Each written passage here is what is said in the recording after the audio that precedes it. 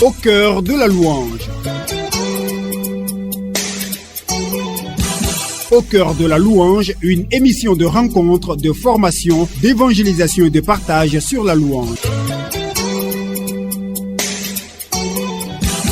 Au cœur de la louange, une émission conçue, produite et réalisée par la famille Les Voix de l'Amour et présentée par Marina Bro. Amis auditeurs et auditrices de Radio Espoir, paix et joie. Je suis avec Adèle Fieni. Adèle, paix et joie. Paix et joie, Marina. Alors, cette joie de parler de Jésus au cœur de cette émission, j'espère qu'on la garde toujours dans une période très très sensible de notre pays. Alors, comment tu vas? Très bien. Très bien. Et j'espère pour nos auditeurs aussi que tout va bien. Avec Jésus, tout va toujours bien. Et aujourd'hui, dans cette émission, nous allons parler de savoir écouter Dieu au travers des événements de nos vies. Et nous savons que ces événements sont nombreux et divers. Et comment savoir écouter Dieu? Par ce cantique de la famille Les Voix de l'Amour, nous ouvrons cette émission avec savoir encore aimer, avec des paroles assez fortes pour que nous puissions bien nous installer et surtout préparer nos cœurs à recevoir l'enseignement que nous aurons tout à l'heure avec le berger Clément Thuot de la famille Les Voix de l'Amour. On y va en louange. Savoir encore aimer.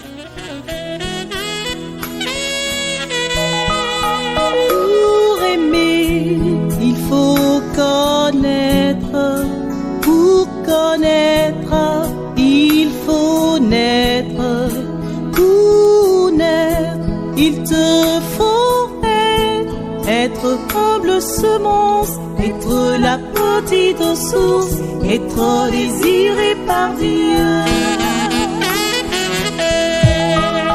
Dieu se donne à qui veut grandir. Mais pour grandir, il faut s'ouvrir. Pour s'ouvrir, il faut mourir. Mourir de son avoir, mourir de son savoir, mourir de certains désirs.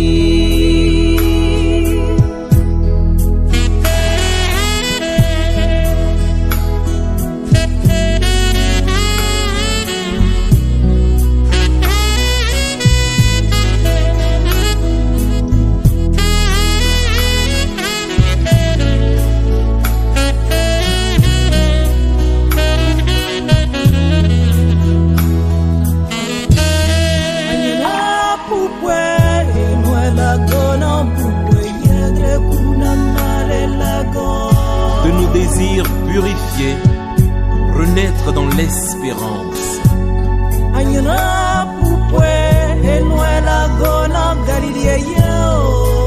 Mais pour espérer, ne faut-il pas être en confiance?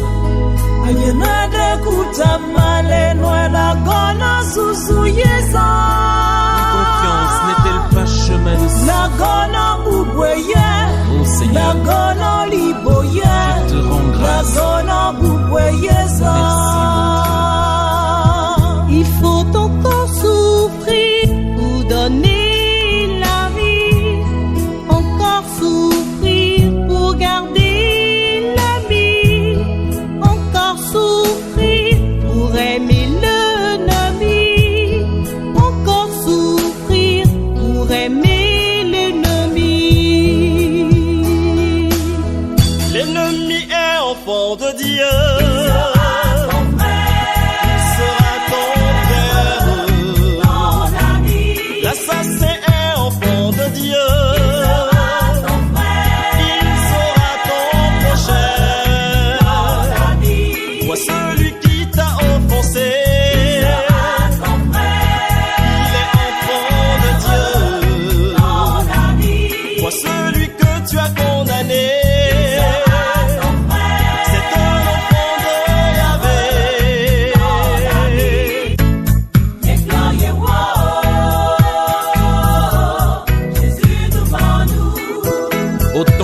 Cela dépend de vous. Soyez en paix avec tous les hommes.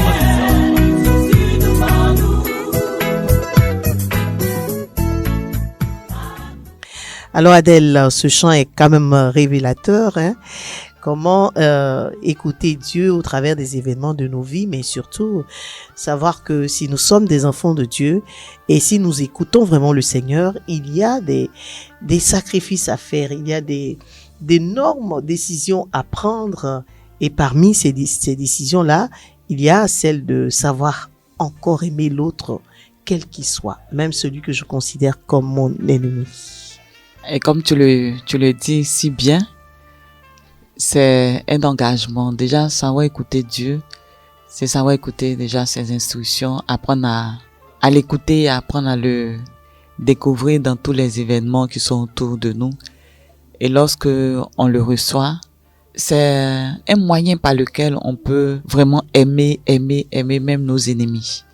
Parce que quand tu fais l'expérience de Dieu, lui-même qui a fait du bien sur cette terre quand il était encore parmi nous, et tous ceux à qui il a fait du bien, beaucoup étaient parmi ceux qui le raillaient, parmi ceux qui se moquaient de lui, parmi ceux qui le fouettaient et tout ça. Donc chaque jour, nous aussi, c'est pas autant de sa passion, même aujourd'hui encore nous le flagellons. Mais Dieu continue de nous aimer, continue de nous pardonner. Et nous devons aussi saisir ces enseignements-là et puis le pratiquer aussi avec nos frères. Saisir les enseignements que nous recevons et surtout les pratiquer. C'est tellement bien dit, Adèle. Nous allons partir à cette émission et écouter cette exhortation du berger Clément Thiault de la famille Les Voix de l'Amour qui, en résumé, nous parle de savoir écouter Dieu. Et déjà la semaine dernière, on avait un aperçu de ce qu'il faut faire, avoir l'habitude de demander au Seigneur ses instructions, avoir l'habitude d'échanger avec Dieu, de prier.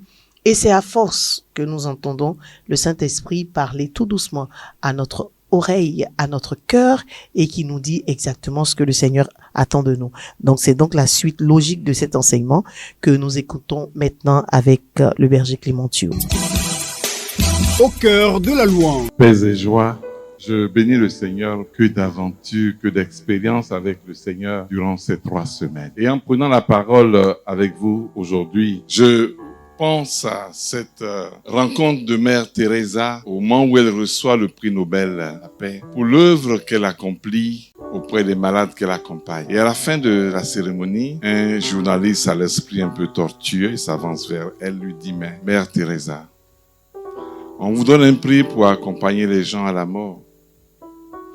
Je suis fort surpris que vous acceptez ce prix. Elle le regarda du fond du cœur, je le dirais ainsi. Elle lui dit: Dieu ne m'a pas envoyé pour faire des prouesses auprès de ceux et celles que je vois. Il m'a simplement envoyé pour les aimer. Pour les aimer. Donner de l'amour. Et chacune des personnes qu'elle rencontrait recevait l'amour. La parole de ce soir nous parle de aimer Dieu. Mais je suis frappé par l'écoute. Écouter.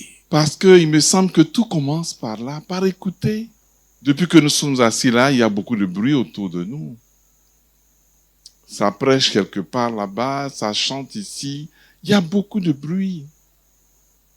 Comment nous arrivons, frères et sœurs, à faire silence en nous pour écouter Dieu? Qu'est-ce que cette parole fait en nous? Qu'est-ce qu'elle réveille en nous? Qu'est-ce qu'elle dit de moi? Je suis arrivé et cet après-midi, j'ai eu une grande tristesse, comme une épreuve de foi. Une épreuve de foi parce que j'ai reçu un coup de fil d'une personne qui s'inquiète. Et je me suis laissé atteindre par l'inquiétude de cette personne. Et puis, en arrivant, au cours du chapelet, je demandais la grâce à la Vierge d'apaiser mon cœur. D'apaiser mon cœur. Écouter Dieu, c'est une dynamique intérieure. Nous appelle à fermer d'autres portes. Elles sont nombreuses, ces portes. Ces tentations tout au long de la journée, en toutes circonstances, les distractions sont nombreuses. Et les distracteurs aussi sont très nombreux. Quelle est ma volonté à écouter Dieu? À fermer les portes du monde pour un cœur à cœur avec Dieu. C'est la volonté. C'est notre liberté qui est là, frères et sœurs. Et notre liberté est la faiblesse de Dieu. Dieu ne peut pas nous forcer. Et je suis frappé par ce premier verbe, écouter. Parce que si on n'écoute pas, le reste n'est pas la peine. Si on n'écoute pas, on ne peut pas entrer dans cette dynamique de l'amour de Dieu. Pas possible. Et peut-être que je suis appelé à faire cette démarche intérieure. Seigneur, donne-moi la grâce pour que je sache écouter. Que je sache fermer ces portes de distraction qui sont nombreuses. Et quelquefois très justifiées. Et qui s'ouvrent à nous comme une capacité, comme on dit, à se rendre indispensable. Écoutez Dieu. Et durant cette mission, frères et sœurs, j'ai fait l'expérience de l'écoute de Dieu à travers les hommes et les femmes que Dieu m'a envoyés, vers qui il m'a envoyé. Parce que chacune des personnes que nous rencontrons tout au long de notre vie, de notre journée, est différente. Mais elle a toujours quelque chose à me dire, quelque chose à m'apprendre. Cela me semble comme une première approche de l'écoute de Dieu. Parce que l'autre, mon frère, ma sœur, il a quelque chose à m'apprendre. J'ai quelque chose à découvrir avec elle, avec lui. Oh oui, ça ne me plaît pas, ce qu'il va dire, ou ce qu'il a fait.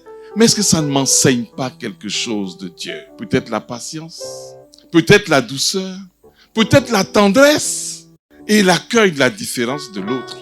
L'autre aussi est le chemin de Dieu. L'homme est la route de Dieu. Comme disait le pape Paul VI, l'homme est la route de l'Église. L'homme est la route de Dieu. Donc écouter Dieu, c'est me rendre disponible aussi à l'autre, aux circonstances présentes. Qu'est-ce que tu vis, ma sœur? Qu'est-ce que tu vis actuellement, mon frère? Devant qui est-ce que tu te poses ces questions? Qui te pose question? Tu es peut-être porté vers un grand projet bientôt qui va venir. Et il n'y a que ça pour toi. Et le reste, ce n'est pas important. Le reste, ce n'est plus important. Et tu restes à te poser des questions. Je me suis retrouvé, je devais prendre le train pour Lille. Et dans mon programme, j'avais 15 minutes pour arriver à la gare de train. Et tout était calculé. Et j'arrive à la gare, il n'y a pas de train. Il m'avait envoyé le ticket déjà pour prendre le train à Paris.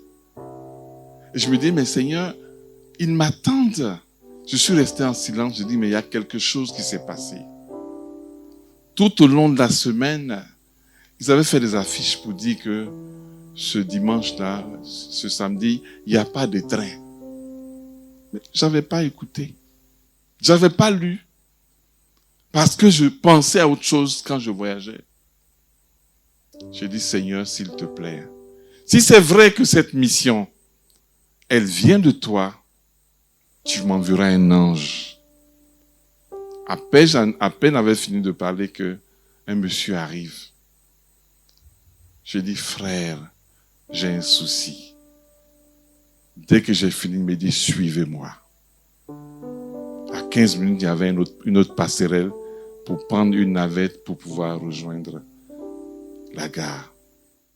Écoutez Dieu, frères et sœurs, c'est se rendre disponible aussi à l'autre. Aux événements qui arrivent autour de nous.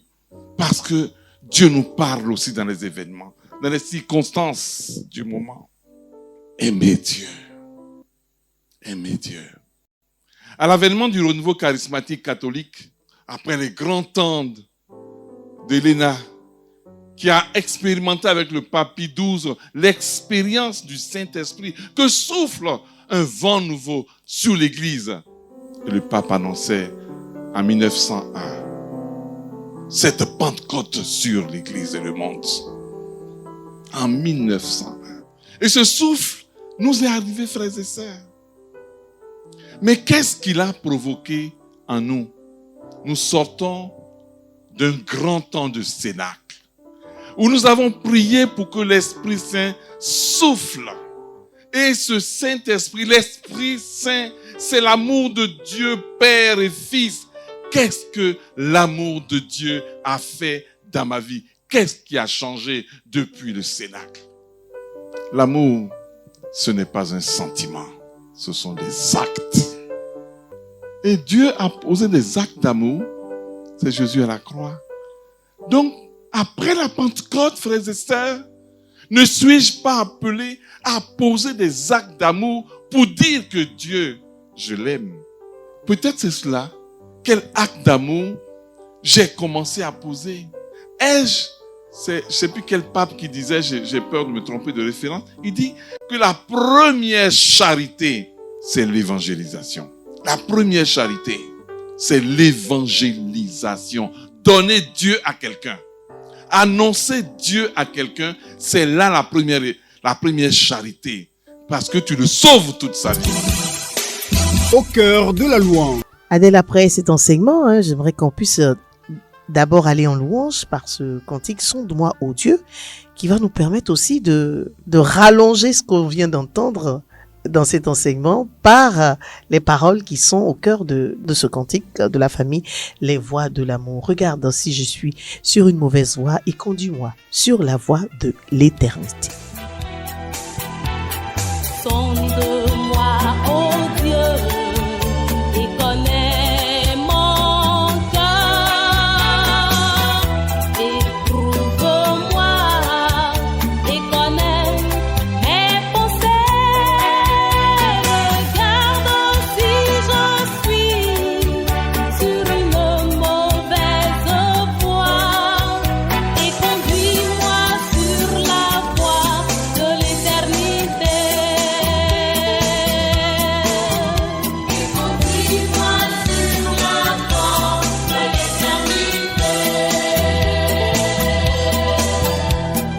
Sonde-moi, ô Dieu, et connais mon cœur.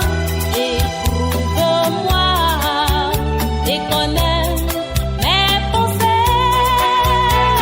Regarde si je suis sur une mauvaise voie et conduis-moi sur la voie de l'éternité. Et conduis-moi sur la voie de l'éternité. L'essentiel est dit au cœur de cet enseignement, mais aussi au cœur des paroles de ce cantique. Il faut savoir se rendre disponible à l'autre. Je prends simplement ce petit témoignage que le berger a voulu partager avec nous au cœur de cette exhortation.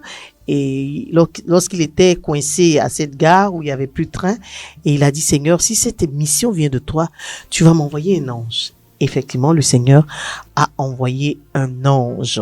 Alors, dans notre quotidien, est-ce qu'on a cette proximité-là avec le Seigneur pour savoir que s'il nous a donné un ordre, s'il a donné une instruction, elle va forcément s'accomplir parce que il va mettre sur notre chemin les personnes qu'il faut pour que ça s'accomplisse. Alors, bien souvent, quand on se laisse emporter dans les événements, on laisse les événements nous dicter certains comportements. Aujourd'hui, le berger nous donne la voie à suivre. Il pouvait être bien paniqué et puis commencer à crier, Seigneur, c'est toi qui m'as envoyé ici, c'est rentré, c'est sorti ici. Mais dans le calme, il a su trouver la solution que le Seigneur réservait pour lui, parce que quand il partait là-bas, le Seigneur savait, parce qu'il le disait déjà, il dit, il y a eu des affiches, mais lui, il n'a pas vu ces affiches. Mais ces affiches-là, le Seigneur savait que ces affiches-là étaient sorties. Et il le regardait. Et quand il est arrivé, son calme a fait qu'il a pu entendre cette voix cette voix que Dieu a réservée pour qu'il puisse rallier cette mission. Et ça me donne en même temps de réfléchir sur cet épisode d'Élie qui attendait Dieu, et il y a eu l'ouragan, il y a eu le vent. À chaque fois, Dieu n'était pas là. Mais c'était dans le doux murmure que le Seigneur est apparu. C'est pour dire que c'est pas dans nos agitations, c'est pas dans nos violences, dans nos trucs qu'on va dire qu'il y a Dieu dedans. Comme on a l'habitude de dire que avec les Ivoiriens, il y a Dieu dedans. C'est dans le murmure, dans le silence, dans le calme. Quelle que soit la situation, la gravité de la situation, quand tu gardes le calme, tu as forcément une issue que le Seigneur te donne. Mais tu peux pas appréhender cette issue-là tant que tu es agité. Ouais. Faut être attentif à la voix du Seigneur. On revient à cette émission de la semaine dernière où il faut avoir l'habitude. C'est à force de qu'on peut savoir est-ce que c'est Dieu qui me parle? Est-ce que j'ai l'habitude de lui poser des questions? Seigneur, nous sommes dans cette situation. Qu'est-ce que tu veux que nous puissions faire? Quelle est la solution que tu nous donnes? Et il a dit aussi, qu'est-ce qui a changé dans ma vie? Qu'est-ce que l'amour de Dieu a fait vraiment dans ma vie? Lorsque nous avons toutes ces effusions du Saint-Esprit au cœur même de notre vie ordinaire, de notre marche à la suite du Christ, mais aussi au cœur de ces grands cénacles que nous organisons ça et là pour recevoir une nouvelle effusion avec le Saint-Esprit. Qu'est-ce qui réellement change dans notre vie? Et la première charité, c'est l'évangélisation. Est-ce que je deviens quelqu'un de neuf qui désormais peut être un instrument inutile pour Dieu, mais pour annoncer Jésus, mais tous les jours de notre vie? Donc la question reste toujours posée. Qu'est-ce qui change dans notre vie lorsqu'on commence ce parcours avec le Seigneur? Alors, on le voit à travers les fruits que nous-mêmes sommes capables de produire. Mais après il y a tellement d'évangélisation. Mais force de voir ce qu'on voit, ce qu'on découvre maintenant dans cette situation qu'on vit. Ça veut dire que réellement, quand on va aux différents cénacles, bon, je ne sais pas, je peux prendre le risque de dire que réellement, on est dans cette euphorie de l'Esprit Saint, mais on fait pas réellement la rencontre de Dieu. Parce que quand tu fais réellement la rencontre de Dieu, ta vie change réellement. La vie change réellement et la manière de vivre les événements, la manière de traverser les événements, on sent que tu as fait la rencontre de ce Dieu-là. Parce que c'est un Dieu qui est tellement paisible et quand tu le reçois vraiment, tu es capable de produire ses comportements, tu es capable de produire ses vêtements, ses vertus. Bon, j'aime bien cette parole cet évangile-là, l'évangile des Jean, l'épisode de Jésus avec la femme adultère. Ce calme qu'il avait, c'est un calme que je recherche, je lui demande ça souvent. Ce calme qu'il avait, tout le monde lui jetait la pierre. On dit Jésus était abaissé et il écrivait sur le sol. Et dans ce calme-là, quand il a sorti une seule parole de sagesse, que celui qui n'a jamais péché lui jette la pierre. Ils sont tous partis, à commencer par les plus vieux. Les plus vieux. les corons sont partis en premier. donc c'est ça. Il faut vraiment rencontrer. Quand tu fais l'expérience du Christ et qu'il met en toi sa vie, tu es capable de produire les mêmes fruits que lui. Ouais.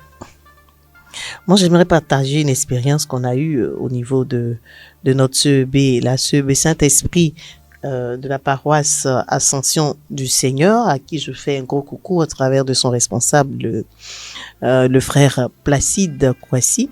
Eh bien, on a reçu la Vierge Pèlerine. Nous savons que c'est le mois du rosaire et que la Vierge Pèlerine, parcourt nos cités, entre dans nos maisons. Et cette ferveur qu'on a eue au cœur de cette cité de recevoir la Vierge Pèlerine, on était tous les soirs ensemble à la récitation du chapelet, à la louange, aux intentions qu'on lui présentait. Et ça a duré, près de 2 semaines, je pense. Et on s'est rendu compte que il y avait quelque chose, il y avait un feu qui venait d'être allumé dans nos familles, mais qui ne devait pas s'éteindre. Parce que la Vierge est partie, elle est partie dans une autre communauté. Eh bien, elle est passée. Elle a laissé des traces, elle a laissé une ferveur qui ne doit pas s'éteindre. Et j'étais très heureuse d'entendre un de nos frères de la CEB qui exhortait les uns aux autres pour dire que voilà, la Vierge est venue installer quelque chose dans nos familles. Et ça veut dire qu'à partir d'aujourd'hui, on ne doit pas trouver une famille chrétienne dans cette cité qui ne se met pas ensemble pour réciter le chapelet. Si on a pu le faire durant 2 semaines, c'est qu'on peut le faire tous les jours dans nos maisons. Et c'est en cela qu'on sent que quelque chose a changé, que la Vierge est passée et que quelque chose a réellement changé. Mais si elle sort de la cité et qu'on revient dans nos vieilles habitudes, qu'on ne prie plus, on ne se retrouve plus, on ne parle plus de Jésus, on ne fait plus les appeler, alors ça devient comme juste un rituel qui est passé et qui n'a pas laissé de traces. Et donc, on revient un peu à ce que nous avons entendu dans cet enseignement. Lorsque je reçois Jésus, il faut que la première charité, ce soit l'évangélisation, que je continue de parler du Christ, n'est-ce pas? Oui, tout à fait. Alors, nous arrivons à la fin de cette émission et nous avons été très, très, très heureuses, Adèle et moi, d'échanger avec vous en ce moment où nous avons besoin d'être sereins dans ce pays de paix. D'être serein parce que si Jésus est dans notre bac, c'est lui le prince de la paix. Et c'est lui qui nous donne la paix et c'est lui le véritable amour. Et on se retrouve la semaine prochaine. On va profiter pour terminer cet enseignement du berger Clément Thuot. Portez-vous bien. Au cœur de la louange. Au cœur de la louange, une émission de rencontre, de formation, d'évangélisation et de partage sur la louange. Au cœur de la louange, une émission conçue, produite et réalisée par la famille Les Voix de l'amour et présentée par Marina Bro.